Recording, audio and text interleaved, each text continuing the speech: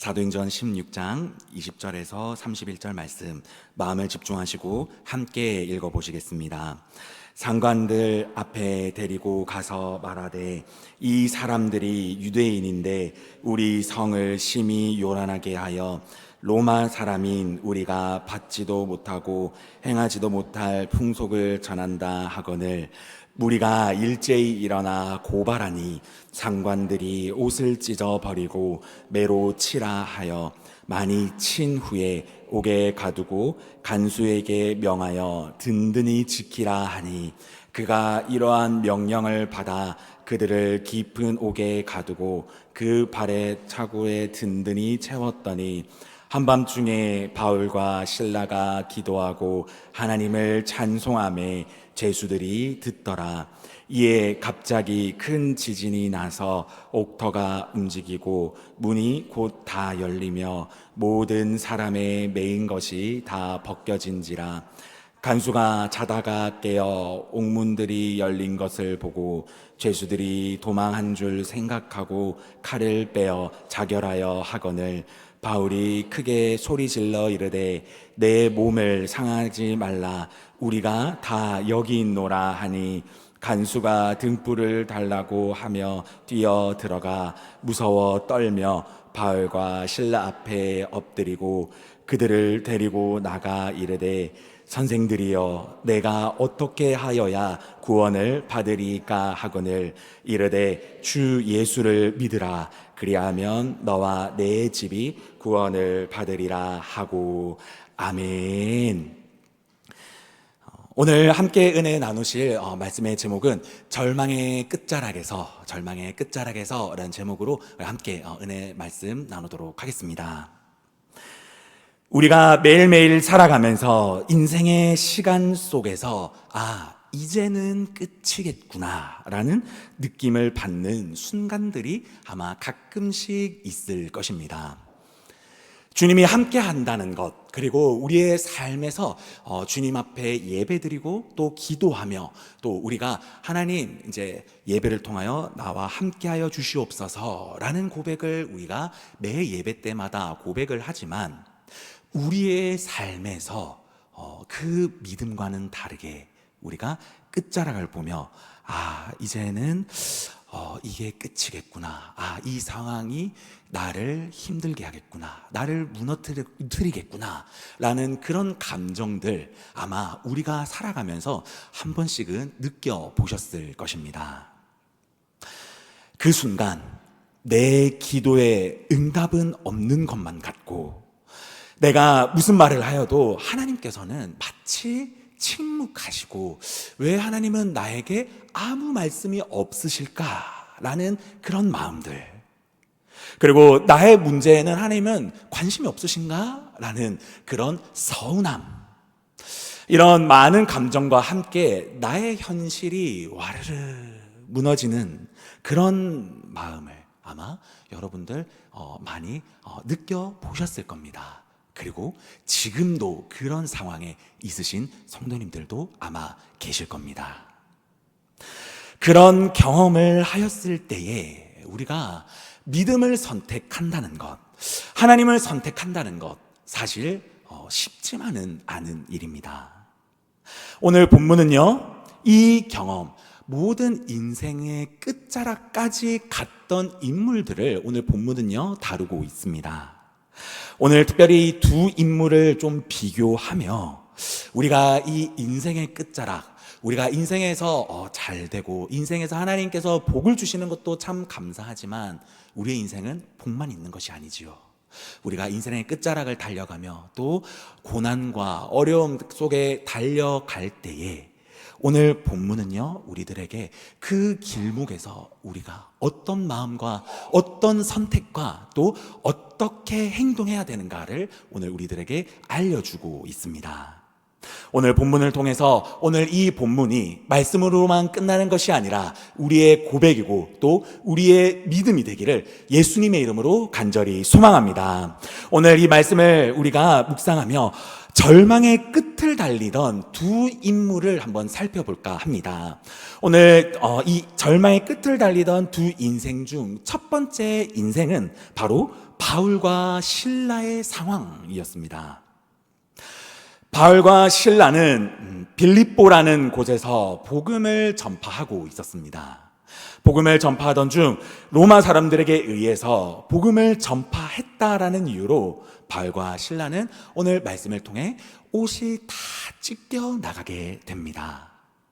그리고 그것뿐만이 아니라 옷이 찢겨 나간 상황에서 매를 맞게 되고요. 그리고 매만 맞은 것이 아니라 감옥에 들어가는 장면을 오늘 성경은 이야기하고 있습니다. 당시에 로마라는 국가는 굉장히 땅이 컸으며 그리고 당시 초패권 국가라고 이야기할 정도로 로마는 전 세계에서 가장 강력한 국가 중 하나였습니다. 많은 문화들이 집약이 되어 있던 국가였기 때문에 이 국가 내에서 분란을 일으킨다라고 하는 것은요, 로마에서 허락할 수 없는 것 중 하나였습니다. 그렇기 때문에 로마에서 굉장히 중요한 것 중 하나가 바로 평화를 유지하는 것이었습니다. 그런데 이제 이 바울과 실라가 복음을 전한다는 것이 요란했고 또 바울과 실라가 복음을 전하는 것이 당시에 로마 시대에 이 평화를 깨트리는 것이다 라고 오늘 본문에서는 요란하다라고 표현을 하고 있습니다. 그랬기 때문에 바울과 실라는요, 고발을 당하게 됩니다. 성경은 오늘 바울과 실라가 정말 처절하고 정말 매를 맞고 옷이 찢겼다라는 것을 직접적으로 표현을 하고 있습니다. 22절과 23절입니다. 무리가 일제히 일어나 고발하니 상관들이 옷을 찢어 벗기고 매로 치라 하여 많이 친 후에 옥에 가두고 간수에게 명하여 든든히 지키라 하니 라고 이야기를 하고 있습니다. 당시에 로마의 처벌법 중에 이 매로 때리던 처벌이 실제로 존재를 했습니다. 사진을 한 장 보여주십시오. 이 사진을 보게 되면 당시에 로마에서 사용하던 매였다라고 합니다.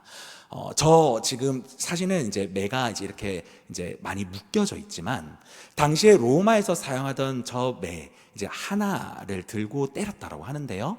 저 매가 사용하던 저 나무는 굉장히 유연한 매였고 그리고 부서지지 않는 이제 재질이었다고 합니다. 그렇기 때문에 바울과 실라는 모든 옷을 다 벗겨진 상태에서 저 매를 가지고 이제 맞게 됩니다.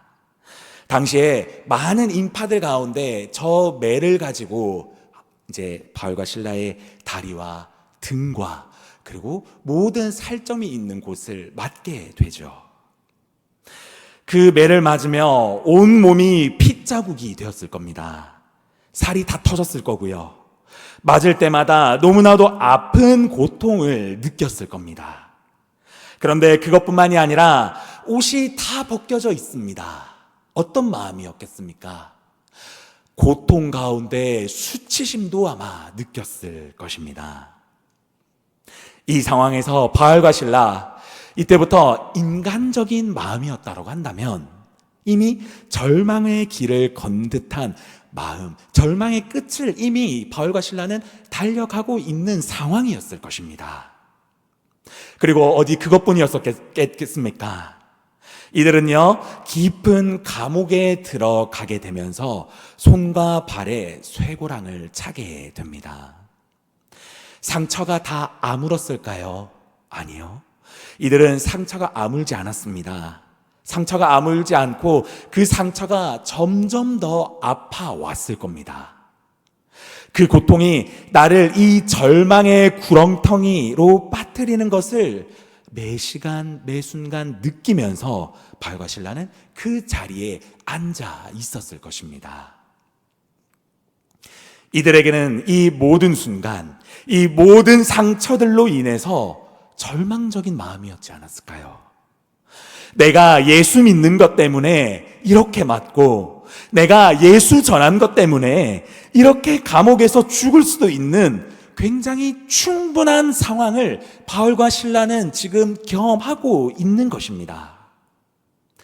그런데요, 바울과 실라는 이런 절망의 끝자락인 상황에서 두려움을 느끼거나 하나님을 배반하거나 하나님을 욕하고 나 이제 복음 전하지 않겠습니다, 나 이제 하나님을 전하지 않겠습니다 라고 이야기하지 않습니다. 이들은요, 어떤 행동을 했습니까? 25절입니다. 한밤중에 바울과 실라가 기도하고 하나님을 찬송하며 죄수들이 듣더라 라고 성경은 이야기하고 있습니다. 그렇게 얻어 터지고 살이 다 터진 상태에서도 얼굴을 비롯해서 온 몸이 핏자국과 그리고 그 핏자국 안에 세균과 병균이 들어가 굉장히 아팠던 그런 상황들 가운데서도 이들은요, 아랑곳하지 않고 그 자리에서 하나님을 예배하고 하나님을 찬양하며 이들의 상황에서 기도하는 모습을 죄수들에게 그리고 간수들에게 보여주게 됩니다. 감옥 안에서도요, 자칫 잘못하면요, 이들의 행동에서 죽을 수도 있는 상황이었습니다. 이 절체절명의 상황, 바울과 실라는 단순히 눈치가 없어서 이런 행동을 했을까요? 아니면 바울과 실라가 아직까지 좀 더 맞을 수 있으니까 이런 행동을 했을까요?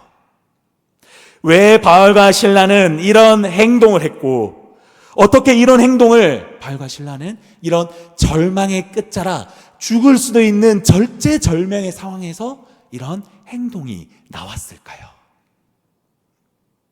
우리가 이것을 알려면요, 오늘 본문에 나오는 다른 한 사람의 인생을 보게 되면요, 우리는 알 수 있습니다.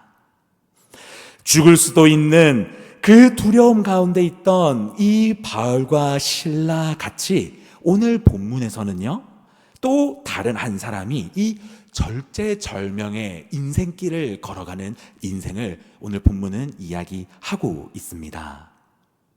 그는 바로 바울과 실라를 지켰던 간수의 인생입니다. 당시에요, 성경에서 나오던 이 간수는요, 단순히 감옥 문을 잠그고 또 지키며 또 이제 이제 죄수만을 바라보고 있었던 그런 하수 간수가 아니었습니다. 당시에 성경에서 나오던 이 간수의 직분은요, 그리고 레벨, 위치는요, 당시 현역으로 로마 군인으로 활동을 하다가 은퇴를 한 뒤 이 은퇴 군인들에게 주어지는 자리 중 하나가 바로 이제 간수의 자리였습니다. 당시에 이 은퇴 군인이라고 한다면요, 현역 로마 군인들과 동일하게 로마 황제에 대한 숭배와 동일하게 로마 황제를 숭배하였고요, 현역 군인과 마찬가지로 엄격한 통제와 엄격한 로마 자체의 숭배를 요구했다라고 합니다. 그렇게 이 은퇴 군인이었더라도요, 명령을 못 지킬 시에는 엄격하게 처벌을 받았거나 죽음으로 그 책임을 다 해라라고 요구를 받을 정도로 은퇴했음에도 불구하고 굉장히 엄격한 생활을 한 것을 우리가 알 수 있습니다.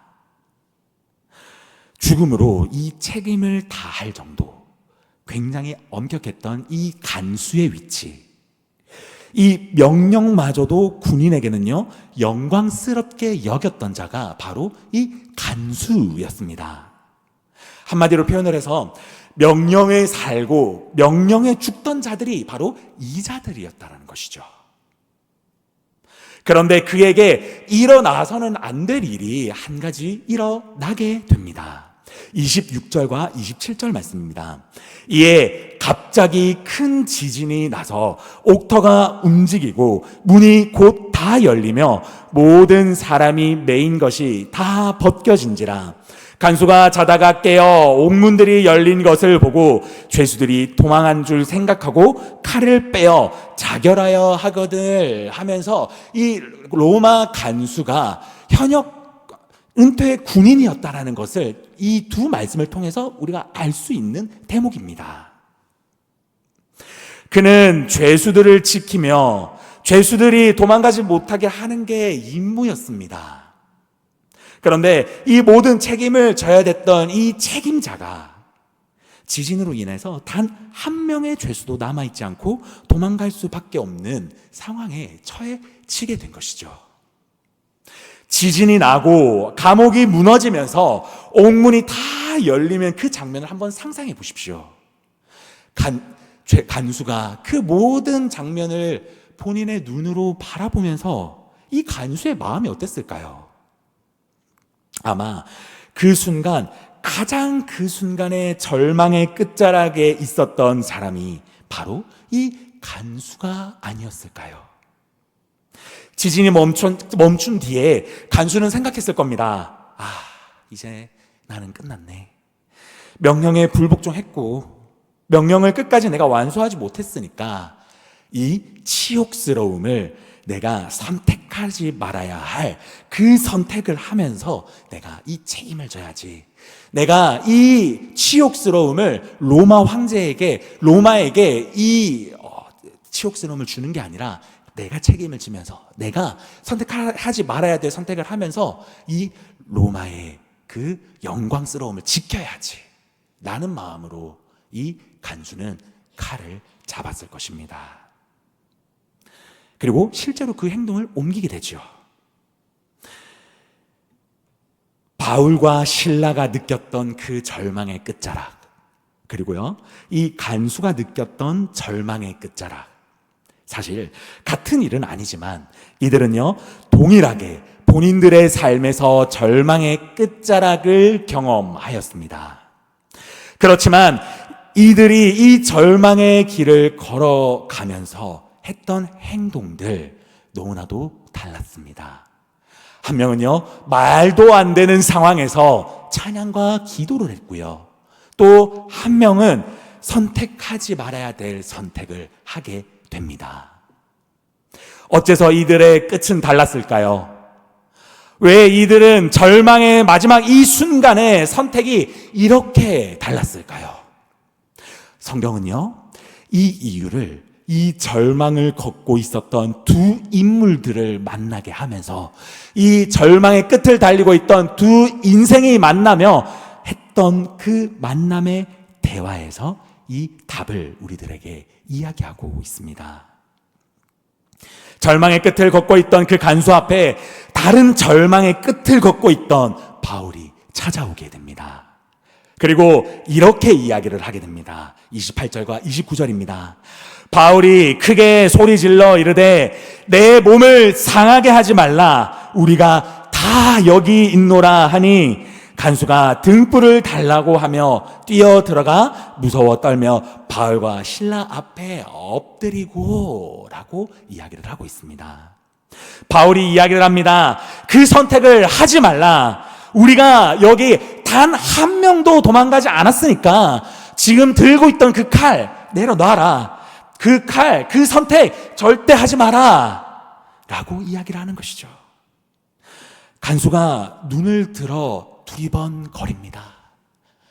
그 앞에서 그 이야기하던 그 이야기를 듣고 천천히 한 명 한 명 그 죄수들을 바라보면서 모든 죄수가 도망가지 않았구나 라며 확인을 했을 겁니다. 그리고 그 확인을 하면서 도저히 이해가 되지 않는 그 상황을 간수는 그 죄수들을 보면서 생각했을 겁니다. 아니, 지금이 기회인데, 지금이 절제절명의 기회인데 왜 이들은 도망가지 않았을까? 왜 저들은 다들 저기에 모여서 나를 기다리고 있는 거지? 절망의 끝을 마무리하려던 그 간수가 죽음 앞에서 이 이유를 알고 싶었던 것입니다. 간수는요, 죄인이었지만 이 말도 안 되는 말과 그리고 펼쳐지지 않을 이 행동을 너무 궁금했던 나머지 바울에게 달려가게 됩니다. 그리고 뭔지도 모르겠지만 이 상황이 어떻게 왜 펼쳐진지 모르겠지만 바울을 바라보며 참 대단한 사람이구나라는 마음으로 바울에게 이렇게 이야기를 하게 됩니다. 선생님, 어떻게 하여야 구원을 받을 수 있겠습니까? 이 말을요, 지금 우리들에게 조금 더 와닿게 풀면요, 선생님, 어떻게 하여야 내가 당신같이 내가 살아갈 수 있겠습니까? 라고 이야기를 하는 것이죠. 바울은 이렇게 이야기를 합니다. 31절입니다. 이르되 주 예수를 믿으라. 그리하면 너와 내 집이 구원을 받으리라 하고, 라고 바울은 이 죄수에게 이야기를 하고 있습니다. 바울은요, 너가 느끼는 그 절제절명, 그리고 이 절망의 끝자락, 그리고 지금 내가 느끼고 있는 절망의 끝자락이, 그 끝이 다른 이유는 다름이 아니라 바로 이것이다. 바로 너와 내가 다른 것은 다른 것이 아니라 바로 주 예수이다. 주 예수, 그 한 분, 그 다르니까 너와 나의 선택의 끝은 다르다라고 오늘 본문은 우리들에게 이야기를 하고 있습니다. 그런데요, 오늘 이 본문에서요, 오늘 우리가 진짜 주목해야 할 단어가 있습니다. 이 간수의 귀를 전통으로 세게 한 대 때리는 그 단어가 있습니다. 이 단어는 간수의 마음이 아마 사르르 녹았을 것입니다. 간수에게 바울이 진짜로 이야기하고자 했던 단어는요, 바로 주라는 단어입니다. 주. 오늘 31절을 보게 되면요, 이르되 그냥 예수를 믿어라라고 하지 않았습니다. 이르되 주 예수를 믿으라라고 이야기를 하였습니다. 여기에서 이야기하는 주, 영어로 이야기하면 로드, 마스터라고 표현을 할 수가 있고요, 헬라어로 퀴리오스라고 표현을 할 수가 있습니다. 여기에서 퀴리오스를 번역하면요, 주권자라고 번역을 할 수 있습니다. 즉, 바울은요, 이 간수에게 지금 너의 주권자가 누구냐, 너의 마음과 너의 삶과 지금 너가 살아가면서 너의 모든 삶을 결정을 하는 그 주권자가 누구냐, 너의 주권자가 로마이고 너의 주권자가 로마의 황제이기 때문에 너의 삶의 마지막은 이렇게 절망적일 수밖에 없고, 너의 주권자는 지금 너의 그 선택을 원하겠지만 나의 주권자는 그것을 원하지 않는다. 나의 주권자는 어떠한 일이 있어도 나를 포기하지 않으신다. 나의 주권자는 나를 끝까지 사랑하시며 내가 잘 되기를 바라며 지금도 나와 함께 하시는 그 강력한 주권자, 그분 너가 알았으면 좋겠다. 그 주권자는 바로 예수 그리스도이다. 나는 너의 주권자가 누구인지 정확하게 다시 돌아보았으면 좋겠고, 나의 주권자이신 예수가 이제는 너의 주권자였으면 좋겠다 라는 그 말을 이 간수에게 바울은 해주고 싶었다라는 것입니다. 우리 사랑하는 고항교회 성도님들 여러분, 지금 여러분들의 삶에서 주권자는 지금 누구입니까? 여러분은 지금 누구의 말을 듣고 있으며 누구의 말에 따라서 살아가고 있으며 누구의 말에 따라서 선택하며 그 누구의 말에 따라 인생을 결정하며 하루하루 살아가고 있습니까? 오늘 본문은요, 우리의 인생 주권자가 지금 누구이며 나의 삶에서 모든 선택과 모든 상황에서 나를 주관하고 있는 것이 무엇인지 오늘 진지하게 오늘 한번 돌아보라 라고 우리들에게 이야기하고 있음을 믿으시기 바랍니다. 이것이 단순히 내 신앙의 수준을 이야기하는 것이 아닙니다. 이것은 단순히 내 신앙이 지금 높고 낮음을 이야기하는 것이 아닙니다. 이것은요, 나는 지금 무엇을 위하여 살아가고 있는가? 진짜 주님을 위해 살아가고 있다라고 생각하지만 나의 삶은 그렇지 못한 모습들과 선택들과 마음들이 있지는 않은지 한번 나의 삶을 한번 진지하게 돌아보라 라고 오늘 본문은 우리들에게 이야기하고 있음을 믿으시기 바랍니다. 그래서요, 우리가 이 절망의 끝자락에 가는 상황에 갔을 때에 세상 방법을 선택하지 말라. 이 절망의 끝자락에 진짜 나의 모습과 진짜 나의 신앙이 적나라하게 드러났을 때에 내가 세상 방법 선택하지 말고 하나님께서 말씀하시는 그 선택, 하나님께서 말씀하시는 그 말씀을 선택하라 라고 오늘 우리들에게도 말씀하시고 계십니다. 그렇다고 한다면요, 지금 우리는 어떻게 해야 되겠습니까? 지금 우리는 오늘 이 말씀을 통해서 어떻게 살아가야 되겠습니까? 우리의 예배의 자리가 회복돼야 될 줄 믿습니다. 우리의 지금 이 예배를 우리는 지금 살리기 위하여 기도와 노력을 하고 있습니다. 예배를 살린다라는 것은요, 우리가 단순히 그냥 자리에 앉아서 인원을 늘리는 것이 예배를 살리는 것이 아닙니다.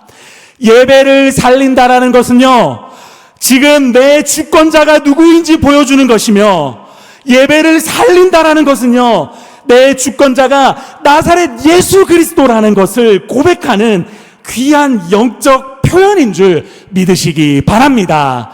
우리가 예배를 살려야 되는 이유는요, 바로 이것입니다. 그렇기에 우리에게 예배를 회복해야 하는 귀한 사명이 우리 사역자들과 우리 중직자들만 있는 것이 아니라 우리 모든 고항교회 성도님들에게 하나님께서 주신 사명인 줄 믿으시기 바랍니다. 그렇기 때문에요, 우리가 우리의 주권자가 누구인지 우리가 알아가기 위해서는요, 우리의 예배가 회복돼야 될 줄 믿습니다. 우리가 그 마음을 품고 우리의 주권자가 나사렛 예수 그리스도이라는 것을 예배 회복을 통해서 확증하고 또 확증하며 하나님 앞에 영광 올려드릴 수 있는 저와 우리 모든 성도님들이 돼야 될 줄 믿습니다. 말씀을 마무리하도록 하겠습니다. 이제 우리가 세상으로 나아갑니다. 이제 우리가 내일부터 각자의 자리로 다시 나아가게 됩니다. 우리의 주권자는 세상이 아닙니다. 우리의 주권자는 돈이 아니며 세상 문화가 아닙니다. 우리는 당당하게 고백해야 됩니다. 우리의 주권자는 나사렛 예수 그리스도임을 믿습니다. 예수 그리스도가 우리의 삶의 주권자임을 믿습니다. 예수 그리스도가 우리의 삶의 주인이십니다. 그렇다고 한다면요, 우리가 주님이 원하시는 합당한 삶을 이제 우리의 삶에서 살아내셔야 될 줄 믿습니다. 그 삶의 가장 중요한 기준이 뭐겠습니까? 예배이지요. 우리의 예배, 단순히 우리가 그냥 예배를 살린다라는 그 말만 하는 것이 아니라 우리의 마음과 우리의 시선과 우리의 모든 것들이 우리의 삶에서부터 우리의 주권자가 나사렛 예수 그리스도임을 기억하며 그것을 확증하기 위하여 우리가 예배 가운데 나오고 하나님 앞에 나오며 예배에서 예수 그리스도를 만나며 또 예수 그리스도를 만나면서 나의 삶의 주권자가 예수 그리스도임을 확증하여 우리가 이번 주 일주일 남은 이 시간들을 승리하는 저와 우리 모든 성도님들이 될 줄 예수 그리스도의 이름으로 간절히 축원드립니다.